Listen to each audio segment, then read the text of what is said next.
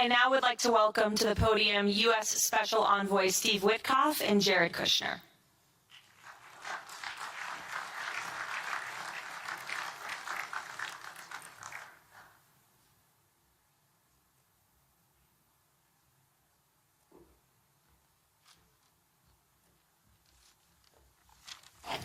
Thank you, everyone, and welcome here. This is really my honor to be up here speaking. I remember when the President asked Jared, and of course our great Secretary of State, to work on something that the world thought was impossible and unattainable. But the President, on this peace deal for Gaza, as on all other deals we work on his behalf, said we had to try. And of course, we were inspired by that. We have achieved a peace deal in Gaza. We have brought the hostages home, all of the bodies except for one, and we will bring that body home too. And maybe most importantly, we have created a sense of hope for what the future can bring in Gaza and all other places where the border of peace will operate. And I am so honored, Mr. President, to have worked on this on your behalf. I'd like to thank some people who are here with us tonight who have done so much, done indispensable work to bring this deal together. Sheikh Mohammed, my good friend from Qatar, and Ali Al-Tawadi,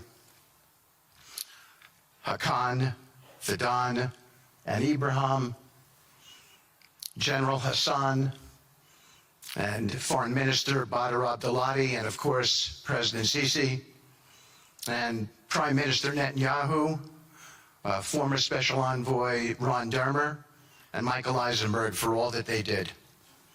I would also like to thank our core working group and members of the Board of Peace who have been working nonstop on behalf of this incredible, noble effort, around the clock for months on end, sacrificing time with their families and their own personal lives because they believe in the mission and the vision that the President has set out for us. I'd also like to thank, those people include Tony Blair, Yakir Gabay, Josh Grunbaum, Aryeh Lightstone, Laurent Tankman, Admiral Cooper, General Frank, and I probably have forgotten some along the way. And then perhaps most importantly, I want to thank our administration. We have an incredible team. It's amazing to work for this administration. I think you see the results that we get on behalf of the President because he inspires us so much. So I'd like to thank the Vice President of the United States, J.D. Vance, for all of his help and guidance, our Treasury Secretary, of course, the Secretary of State, who we work hand in glove with, and a special thanks to our Chief of Staff, Susie Wiles, who is always available to us for consultation, for steering, and for all else that she does. Thank you.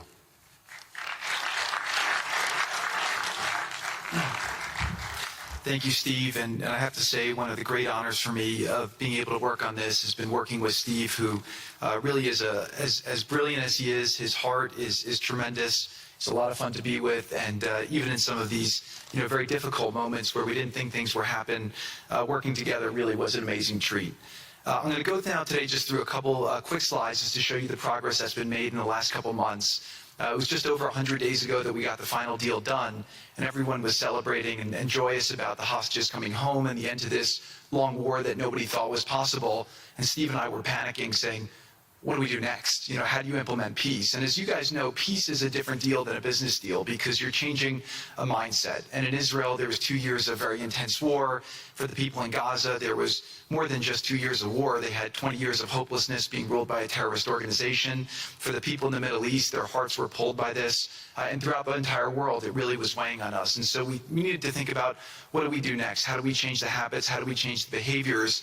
And we really got to work right away. And the team that Steve thanked, including the White House team and the team, the volunteers, it's really been an incredible effort, very entrepreneurial, and we really did it in the way. I've been working now with President Trump for 10 years on politics, and what continues to amaze me is that he always takes a first principles approach and says, what's the most optimal outcome aim for that. Whereas politicians are always focused on the downside or what could go wrong or how to make it a little bit better. He always says, aim for the best possible and do your best to get there. And if everyone thinks it's impossible, that's even more reason why you should aim for it. And so really thank you for the leadership and the inspiration for doing this. And I think you'll see today we've achieved more than thought was possible. And our ambition is still to go for something, I think, better than most people think is possible as well. So let's see if these things work. They never usually work. Good. So quickly, I'll go through this 2-year war, 90,000 tons of munitions. There's over 60 million tons of rubble there, and tens of thousands of fatalities. Through the ceasefire, we were able to get to the 20-point plan, ceasefire, release of hostages. Getting the UN resolution passed was a huge, huge effort, really thanks to Mike Waltz and the whole team there. They did an incredible job.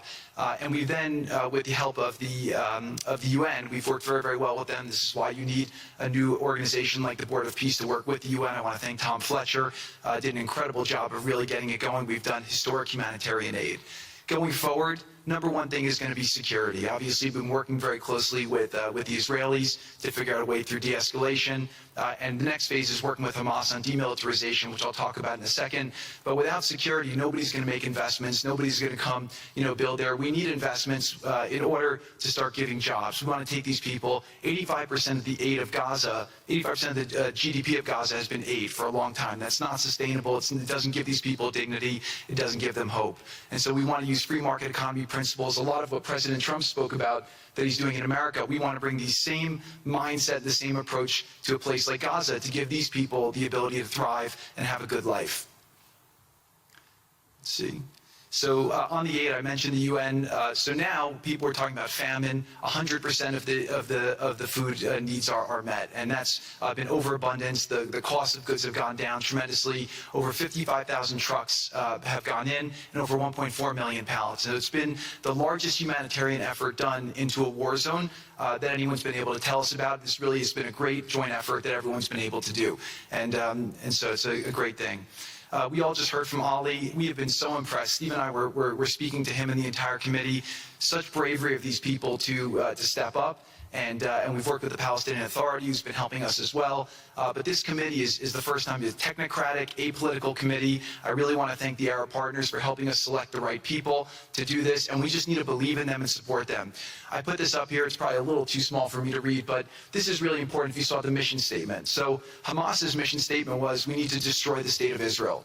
That has not worked well for the people, as we've seen. Their mission statement is, we are committed to establishing security, restoring the essential services that form the bedrock of human dignity, such electricity, water, healthcare, and education, as well as cultivating a society rooted in peace, democracy, and justice, operating with the highest standards of integrity, transparency. So these are the basic things. Their goal is to have peace and to help their people, which is an obvious mission statement for a government, but actually fairly novel for Gaza. So we did a master plan. We brought in, I thank Yakir Gabay, who's one of the most successful real estate developers and brilliant people I know. He's volunteered to do this, not for profit, really because of his heart. He wants to do this. And we've developed ways to redevelop Gaza. Gaza, as President Trump's been saying, has amazing potential. And this is for the people of Gaza. We've developed it into zones. In the beginning, we were toying with the idea of saying, let's build a free zone, and then we have a Hamas zone. And then we said, you know what, let's just plan for catastrophic success. Hamas signed a deal to demilitarize. That is what we are going to enforce. People ask us what our plan B is. We do not have a plan B. We have a plan. We signed an agreement. We are all committed to making that agreement work. There's a master plan. We'll be doing it in phasing. In the Middle East, they build cities like this in 2-3 million people. They build this in 3 years. And so stuff like this is very doable if we make it happen. Rothel will start with. This will show a lot of workforce housing. We think this could be done in 2-3 years. We've already started removing the rubble and doing some of the demolition. And then New Gaza. It could be a hope. It could be a destination, have a lot of industry, and really be a place that the people there can thrive, have great employment. Once this starts going, we think there should be 100% full employment and opportunity for everybody there. And we have a lot of data on what can be, but we think that this really gives the Gazan people an opportunity to live their aspirations. But it all starts with security, and it all starts with governance. Final note I'll just say on the Board of Peace, which is that all the lessons we're doing is we're basically studying the best practices from all over the world, and we're watching who does education the best, who does healthcare delivery the best. All of these things it's not secret IP. All this is IP that the Board of Peace is going to make public, and we want to encourage all the countries to be able to follow these best practices. A lot of the things that President Trump is doing in America, if they're working, we should all be copying them. If we find what's working in other countries, we should be copying them too. And so what the Board of Peace will have the ability to do if we're successful with Gaza is really show how do you do peace implementation, which is something that when we got this deal done, we didn't really find too much expertise or know-how on how to do it. So as we're creating this system, hopefully it's something that we can just document these learnings and make them available to all else who want to use them in the future. So demilitarization, this is something we're starting now. We have a new government in Gaza. This government will be working with Hamas on the demilitarization to really take the principles that were agreed to in the document to the next phase, and hopefully that will be successful. Without that, we can't rebuild. So if Hamas does not demilitarize, that will be what holds back Gaza and the people of Gaza from achieving their aspiration, and that's very important. So the next 100 days, we're going to continue to just be heads down and focused on making sure this is implemented. We continue to be focused on humanitarian aid, humanitarian shelter, but then creating the conditions to move forward. So thank you. Final point I'll just make is this is really only possible because of the work of so many people and President Trump's great leadership. But a lot of you have been asking, how can we help? So the countries have all been incredibly generous. We'll be doing the first conference where we'll announce a lot of the contributions that will be made in a couple weeks in Washington. From the private sector, there'll be amazing investment opportunities. I know it's a little risky to be investing in a place like this, but we need you to come, take faith, invest in the people, try to be a part of it. And then finally, I'll just talk to people on the media and on the social media, which is, this deal only happened because we worked with Israel, we worked with Turkey, we worked with Qatar, we worked with Saudi, we worked with Egypt. I mean, everyone worked together. We worked with UAE.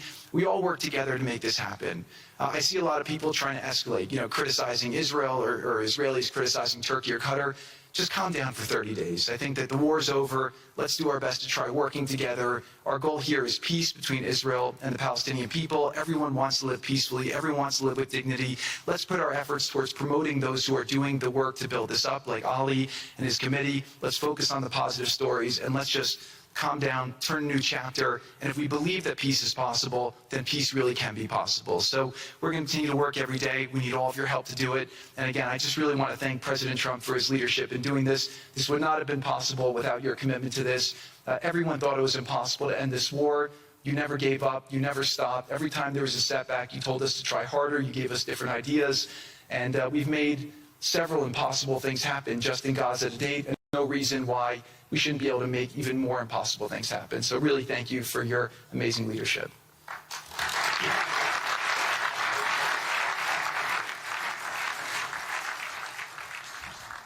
Thank you, Jared and Steve. Now I would like to introduce and welcome to the podium the High Representative for Gaza, Nickolay Mladenov.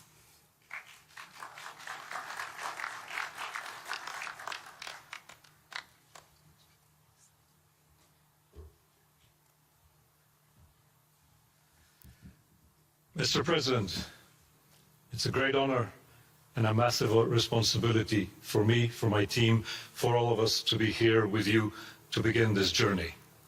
Who would have thought 2 years ago that we will be sitting here with this group of countries, with this leadership, giving the people of Gaza a new chance? Who would have thought that last Friday I would be sitting, Mr. President, in Cairo with an amazing group of Palestinian technocrats, people who you don't see on the news, people who are not media personalities, but who are experts, who are committed to giving their people a chance in life. And this is what this is all about. For too long, Gazans, Palestinians, and Israelis have lived with conflict, with death, with destruction. Now, the page turns. And whether that page turns successfully really depends on all of us. We have the ingredients for it. We have the leadership of the United States and President Trump. We have a great group of countries joining the Board of Peace and more to come. We have a fantastic Palestinian team on the ground, and we must make it work. Our partnerships are there, our plans are in place, and we need your support. And finally, I look to all of you who are in this room and who are watching this meeting from their screens at home or in their offices. Please put away your talking points for a minute. Please put away your fears. Please put away your concerns. Please stop listening to the rumors and to the gossip. focus on what we have to do today, because the future of 2 million Palestinians is at stake, and if we give them a chance, we will do more than that. We will create opportunities for 1 billion people who live in the Middle East and beyond, and who are responsible, also who want to see transformation and a chance in life for the future. So please join us on this journey, join the Board of Peace, and join us in supporting this excellent initiative. And thank you again, President Trump and the United States, for taking this decisive leadership forward.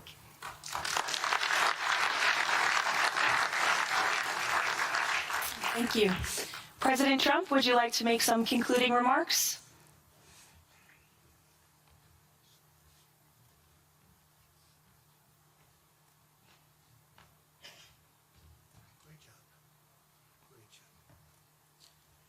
Well, I just want to tell you it's all happening. And one of the first things I said when we really got involved in this project, and it's a big one, but it's very doable, I said to Jared and Steve and some of the other folks, including Larry Fink, and congratulations on the great success. The two of you have done a fantastic job. This is bigger and better than ever. We usurped some of your time for a very important reason, and you understand that better than anybody, and we appreciate that you're here very much. Thank you both very much. But I said that, this is a great location. It all begins, see, I'm a real estate person at heart, and it's all about location. And I said, look at this location on the sea. Look at this beautiful piece of property, what it could be for so many people. It'll be so great. People that are living so poorly are going to be living so well. But it all began with a location. That's the vision. They look out on the waters, and very few places are like it. So we put together a team that's outstanding, a team that's done it before, a team that I think has done tougher jobs, if you want to know the truth. We've done some tough jobs, and we continue to. As far as the United States is concerned, we're behind it. And the United States has never been stronger, never been bigger, better. It's doing really well. You see that, building thousands of businesses, plants, factories all over the United States are right now under construction. Nobody's ever seen anything like it. And this is just an honor to be involved with this, and to be involved with the great people in this room and the great leaders that are sitting on stage. We thank you very much. And we have many others that have signed up, and they all want to be members of the Board of Peace, because it really will be important. This is not going to be a waste of time. We waste so much time on things that never happen. This will happen, and it's already happening. Thank you very much, everybody. It's a great honor to be with you. Thank you. Thank you.